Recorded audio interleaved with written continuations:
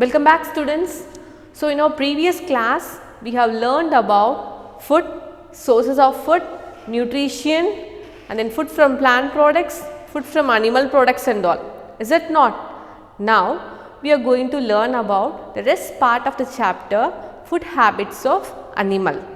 Okay. So it's there in your textbook page number 6. Okay. Now see, if you have already visited zoo, you might have noted variety of animals existing there, is it not? Variety of animals are there and they are following different food habits also. So there is a need to group or classify the different types of animals based on their eating habits, is it not? So for example, some animals like zebra will have green leaf or grasses for their survival. Some animals like tiger, lion will have flesh of other animals, and some birds like eagle and vulture will have dead animals for their survival. So there are different types of animals which are following different food habits. So we are classifying the animals based on the food habits. Clear? So the first classification is herbivores. Herbivores. The meaning of the word herb is plants, is it not? So this category of animals will eat only plants, And second classification, carnivores. The meaning of the word carn means it eat only flesh of other animals. Flesh, carn means flesh. So this category of animals will eat only flesh of other animals. Yes students, now about the third classification, omnivores. Here in this category, animals will eat both plants and animals. They will eat both plants and animals. Yes students, now about the fourth classification, scavenger. This category of animals will eat on dead animals and plants. Now about the fifth classification, decomposers. Decomposers break down the remain of dead plants and animals. Here the organic components which are present in the dead remain will convert it to simpler substances. Yes students, now about the sixth classification, that is parasite. These organisms will either live internally or externally to obtain food from the hosts. So we are going to see about each and every type in detail.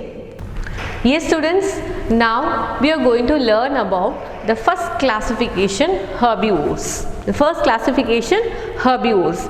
As I mentioned earlier, the meaning of the word herbivores, herb in sense vegetation, plants, and the second half, the other half is nothing but to eat, or to eat, herbivores. So here these animals will eat only plants.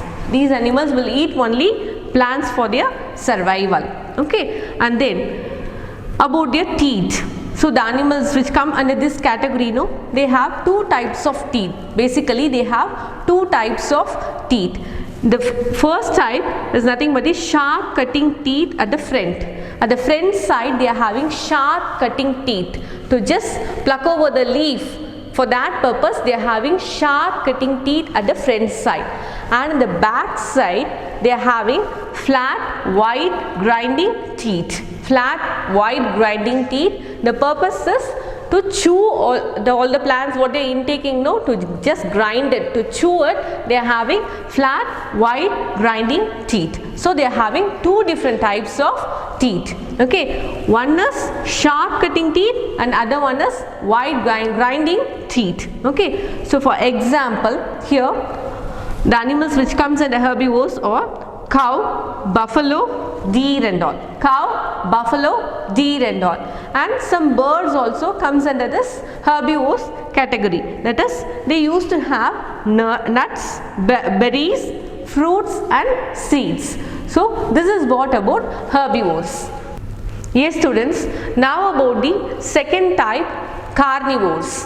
Carnivores. Here these animals will eat only other animals for their feed. Okay, they eat only other animals, flesh of other animals. So the meaning of the word carnivores, cora means meat or flesh. Okay, and other word vores means you already know, to eat. Okay, so here they are depending on meat or flesh to eat. For their survival they depend on flesh of other animals. Okay, then about their teeth, they are having long and sharp teeth. Long and sharp teeth. If you observe the teeth of tiger, lion and all, they will be having side teeth, long and sharp teeth. The purpose of the sharp teeth is to just tear the flesh of the animals. Okay, they will be here having side teeth, and they used to be very sharp to just tear the flesh of the animals. Okay, so teeth to tear the flesh of the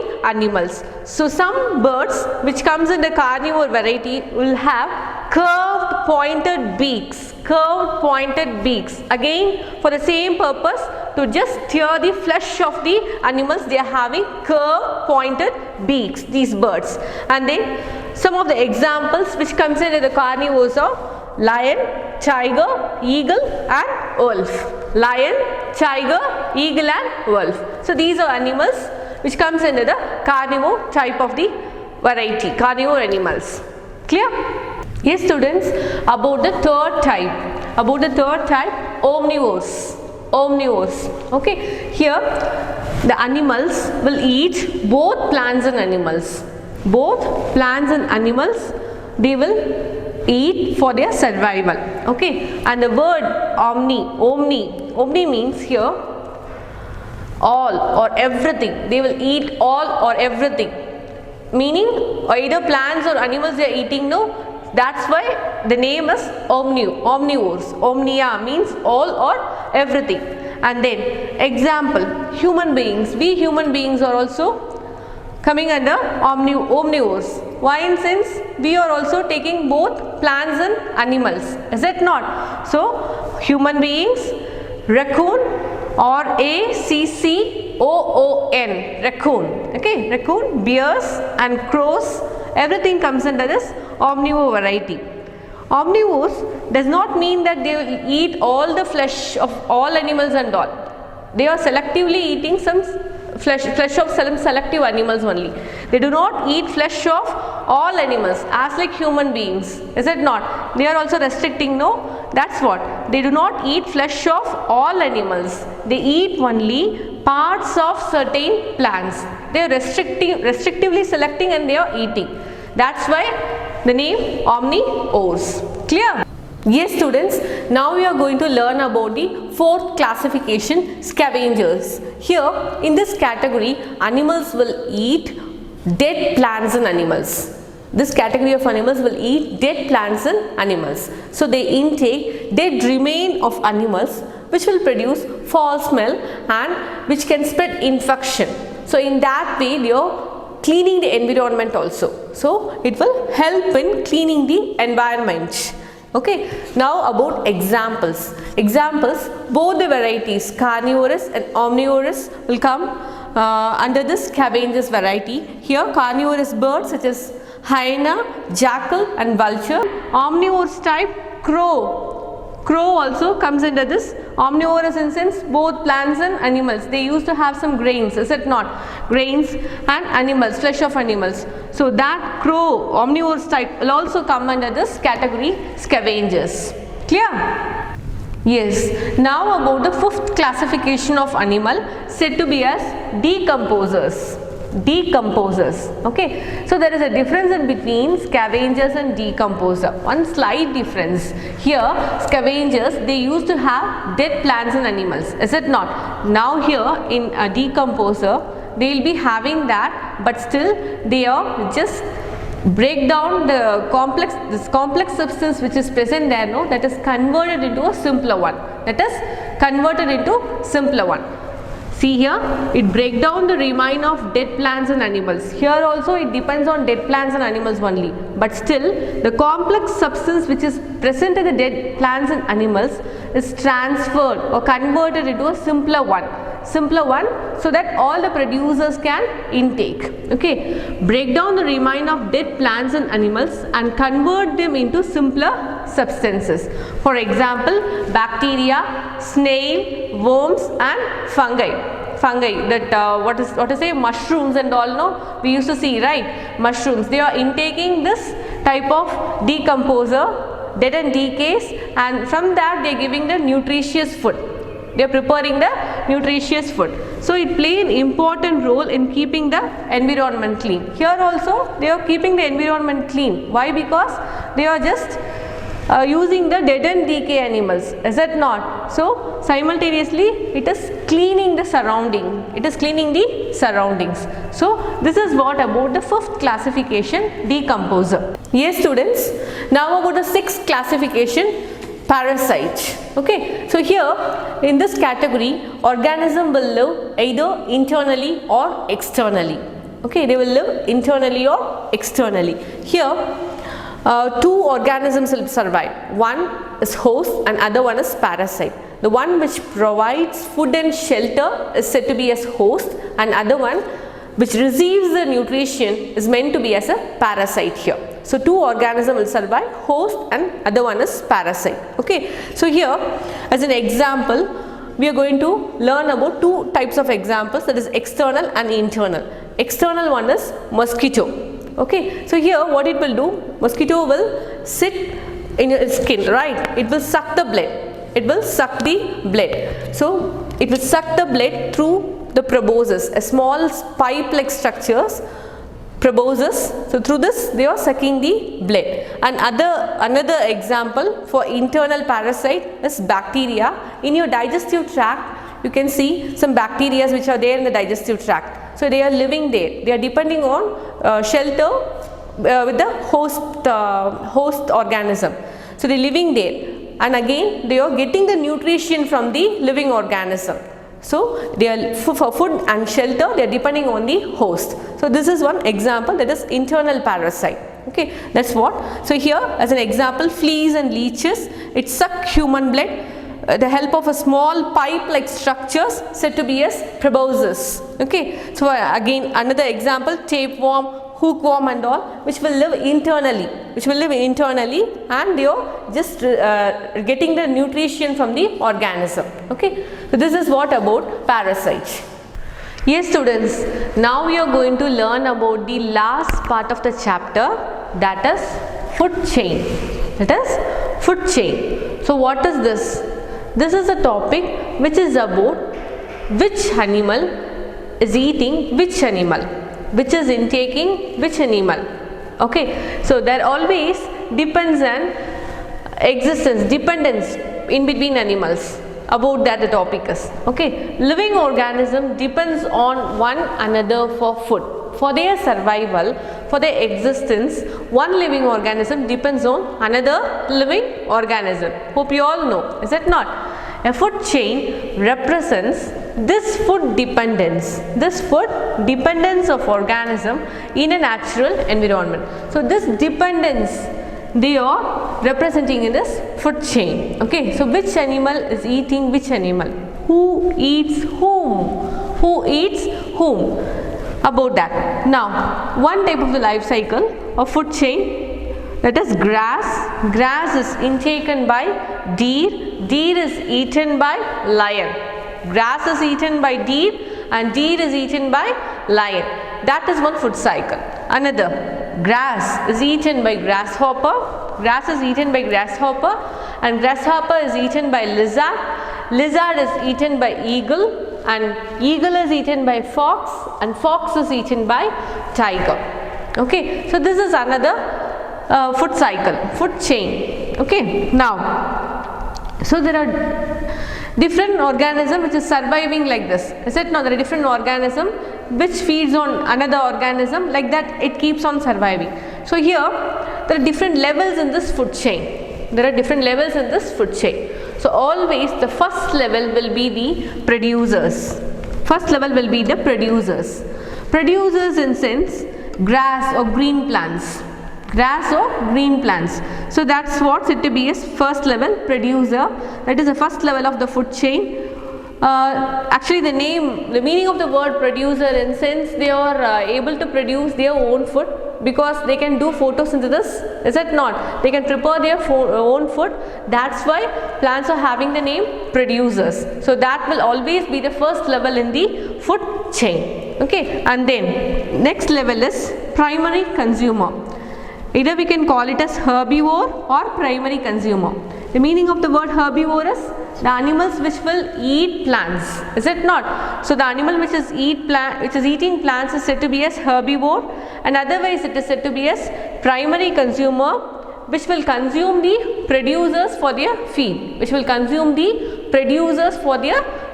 Okay, so for example, grasshopper in this life cycle we are taking this grasshopper is a primary consumer. Okay, and then primary consumer is followed by secondary and tertiary consumer. So secondary consumer is lizard. For an example, lizard we can take a secondary consumer. That is, the consumer which is consuming the primary is said to be as secondary consumer. So this is the next level, and then tertiary. So it keeps on continuing like this. So we are going to see about these stages in the food chain. Okay. Yes students, about in detail food chain. Okay, so here we can see one food chain. There are different food chains which are existing in nature. Not only this food cycle, so many food cycles are there, is it not? So many food chains exist in nature. And then an organism may be a part of more than one food chain. Is it not? The same frog can also be in another food chain. Is it not? The same snake can also be in another food chain. So there are an organism may be a part of more than one food chain. So this creates an interconnection between food chains. That is, in case if the frog is involved in is it not? If it is involved in another food chain, another life cycle, then there is a interconnection between all the food chains, is it not? This creates an interconnection between food chains. A network of such interconnected food chains. So all the interconnected food chains are meant to be together as food web.